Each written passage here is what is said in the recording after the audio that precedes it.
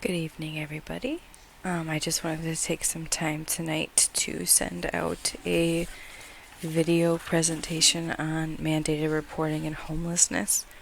Um, this video is meant to take less time out of our staff meeting and to let you view it on your own time. And then if you have questions after, we'll take time during the staff meeting for me to address those questions. Full disclosure, I do have a 6-month-old puppy, so if you hear barking in the background, I'm going to do my best to keep going. So, apologies in advance for that. Let's get started. So, in this presentation, the first part's going to cover mandated reporting and the types of maltreatment there are, what the training requirements are for teachers, and then a discussion about the pandemic and kind of some of those risk factors and considerations to keep in mind when we're making reports to CPS. And then the second piece will be about students and families experiencing homelessness. And this will cover some definitions and go over rights and protections, and then how staff can support students and families experiencing homelessness. So for some of these, I will put the screen up and they will have the definitions, but then I'll read some examples or possible warning signs. So some types of child maltreatment are physical abuse, emotional damage, sexual abuse, methamphetamine manufacture, and neglect.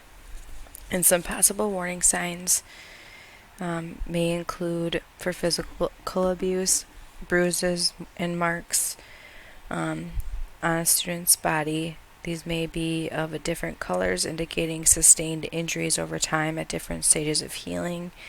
A student could complain of stiffness or soreness.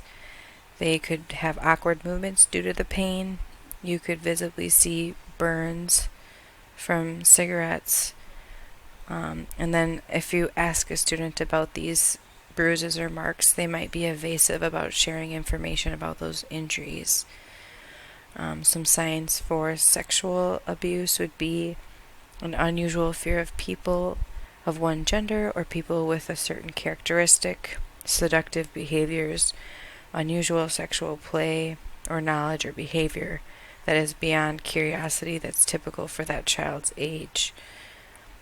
Some warning signs for emotional damage can be evidenced by one or more of the following exhibited to a severe degree. So, anxiety, depression, withdrawal, outward aggressive behavior, or a substantial or observable change in the child's behavior, an emotional response or cognition that is not within the normal range for the child's age and stage of development. And then for neglect, this is that children that are left unsupervised for long periods of time, children supervising siblings, parents withholding food, shelter, or medication, and this is for reasons other than poverty alone.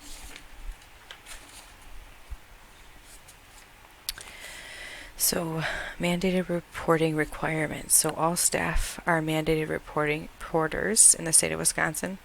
Wisconsin law requires any mandated reporter who has reasonable cause to suspect that a child has been abused, neglected, or is in a home where methamphetamine is being manufactured is to immediately notify local child protective services or police by phone. And when we make these reports, be prepared to share demographic information, specifics about the concerns, and then any statements made by the student. And at the end of this slide and in the email I send you, there'll be a form that we have MG staff fill out after they've made a call, and that form kind of walks you through the information that you might need. I do always have IC pulled up because a lot of that information can be found on IC. So in student services, staff can be present for those phone calls if you're uncomfortable, but it's important that the person who makes the report is the one who has the most first-hand information. So anytime you do make a call, please communicate with student services and a principal before making a report. I listed the phone number, it's also on that form. And then after a report's been made, or during the report, just fill out this form and get the hard copy to me, and then I file it. So after those calls are made, you will get a letter notifying you the outcome of your report. In my experience, it's always been within a week that I get that letter. And then possible outcomes they might list are that the case is closed and there was no referral made, or the case could be closed and the family is referred to services. And then the last one, which is also the most rare, is that the case was opened for ongoing services. And just a reminder that removing a child is always the last resort.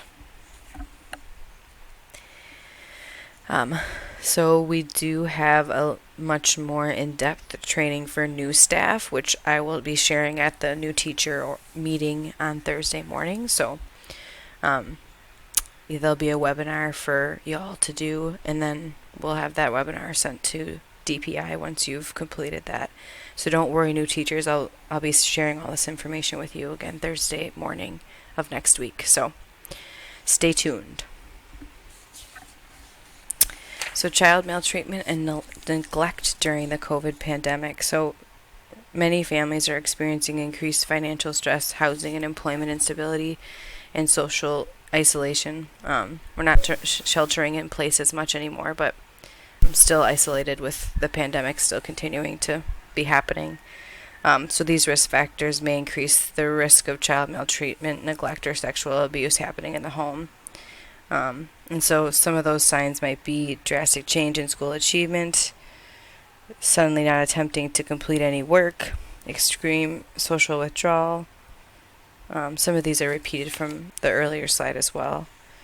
And then also just keep in mind that families may be experiencing all of these stressors but not harming their children. Families who are experiencing none of these stressors may still be harming their children.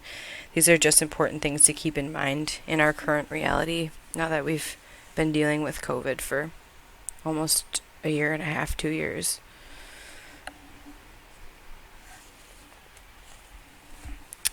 Some of these aren't super relevant just because we're in person now, but there's still some things to consider in here too. The presence of these signs listed above do not necessarily indicate abuse is occurring. These signs may instead be an indication that a child or family may be struggling and is in need of additional support. So we should not be calling CPS for COVID-related concerns if there is no other additional safety or neglect concerns. An example they provide is just a family's decision not to wear masks. And then we should not be calling CPS for concerns related only to poverty. And that last piece isn't super relevant since we're in person.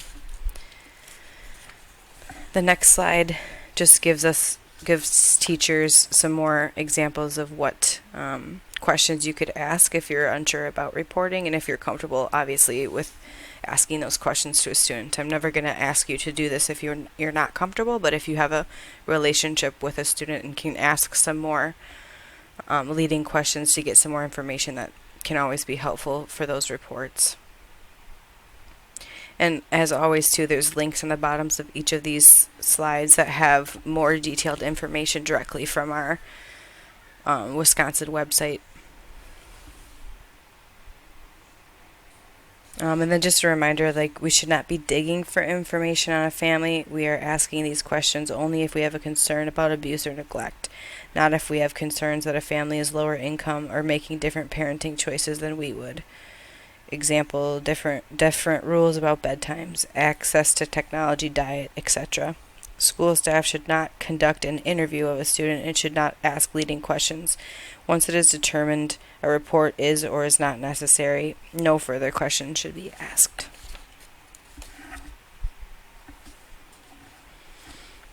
Alright, on to the next topic. So, students and families experiencing homelessness. So in 1987, McKinney Vento Act was passed, and it defines homeless children and youth as children who fix a lack of fixed, regular, and adequate nighttime residence, including children and families who are. And this one's not always known to people, so sharing housing due to a loss of housing, economic hardship, or a similar reason, so we call that doubled up families.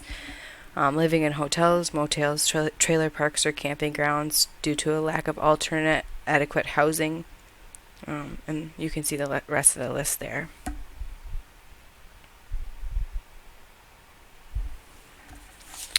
So unaccompanied homeless youth are youth experiencing homelessness who meet the housing criteria under McKinney Vento and who are not in the physical custody of their parent or legal guardian. So they may be staying with friends, family members, or on their own, and may be fleeing unsafe home situations, or may have been kicked out by family. Youth who refuse to live at home, even if their parent guardian welcomes them to return, are still considered to be experiencing homelessness if their living situation meets the definitions laid out in the McKinney-Vento law. So this act puts rights and protections into place for those students, and some of those rights and protections are accessing all educational services for which they are eligible, including special ed, gifted and talented English language learners, vocational technology, and school nutrition programs, access to transportation to their home school if they are staying out of district and if it is in the student's best interest, and then finishing the school year at their school of origin if they become homeless during the school year, and if it's in the best student's interest. Undocumented children and youth have the same right to attend public school as U.S. citizens and are covered by the McKinney-Vento Act to the same extent as other children and youth.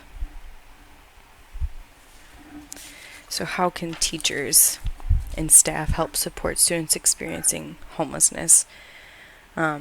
Because of the pandemic and people losing jobs, we have seen more families experiencing homelessness or doubling up with other people. So signs that you might see in students that may be homeless are regularly sleeping in class, regularly hungry or seeking food, going to different houses or family members' houses or other locations after school each day, wearing the same clothes for multiple days, or poor hygiene, and then drastic changes in behavior, increased behavioral issues. And what can you do if a family tells you that they are homeless or losing their housing? Thank the family for sharing this important information with you and ask what they may need. And then contact your student services team and administrators at Monona Grove High School. That would be me, Maggie Danielson. I'm a social worker. And then I would contact our district homeless liaison to then coordinate services for that family. And then there's some links at the bottom of this slide that go into a little bit more detail about how teachers can help support students. That was all that I have for you tonight. I'm also going to link a Google Doc in the email. So if there's any questions or clarifications that you have, please put them in there. And then I will have those answered and can go over those at our staff meeting on November 1st. Thank you all for watching the video. Also, this last one has some additional resources that you can check out too that have a little bit more facts about CPS and what to expect when you make those phone calls. Thank you, and I hope you all have a great night.